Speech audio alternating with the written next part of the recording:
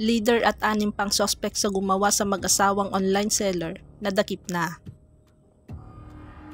Naaresto na ng mga otoridad ang leader at 6 pang sospek sa ginawa sa mag-asawang online seller sa Pampanga. Ang ugat ng krimen ang paniningil ng mga biktima sa utang ng leader na umaabot sa 13 milyon halaga ng beauty products sa kanilang ibinebenta. Sa ulat ng GMA News, sinabing iniharap ng pulisya sa media conference ang 3 sa 7 sospek na responsable sa pag-ambush at gumawa kina Arvin at Lerma Lulu. Nitong nakaraang linggo, nang batin ng riding in tandem ang mag-asawa habang sakay ng pick-up truck sa Mexico, Pampanga. Naaresto ang itinuturong leader sa Apalit, Pampanga at kabilang siya sa mga iniharap sa press conference. Hindi nakasama ang 4 pang sospek na sumailalim na sa inquest proceedings.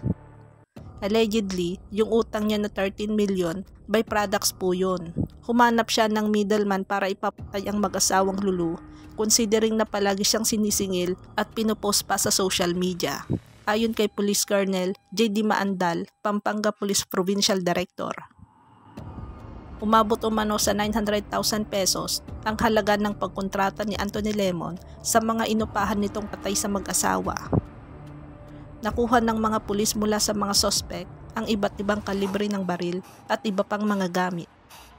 Inamin din umano ng mga sospek na may 12 pang ng pamamaril ang kinasangkutan nila mula sa Pampanga, Bataan at Nueva Ecija. Mahaharap ang mga sospek sa kasong double murder habang iniimbestigahan din ang asawa ni Anthony Lemon kung sangkot din sa patay sa mga biktima. Tumanggi naman ang mga sospek na magbigay ng pahayag. Sa hiwalay na ulat sa GMA News 24 Oras, inihayag ni Di Maandal na inaanak ng leader ang anak ng mag-asawang biktima.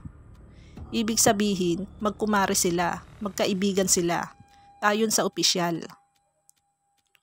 Kasama umano sa iniutos ng leader sa mga hitman na kunin ang inisyo nitong talbok na tseke na nagkakahalaga ng 13 milyon at 2 cellphone pero hindi na nagawa ng mga sospek.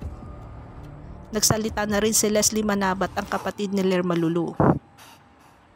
Ayon sa kanya, nagbigay pa daw ng lechon bele si J.M. Perez bago ginawa ang pagpapay sa mag-asawang online seller.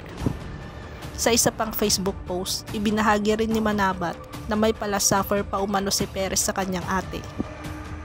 May lasuffer ka pa, nabigla na lang si ate na nagpadala ka ng lechon belly.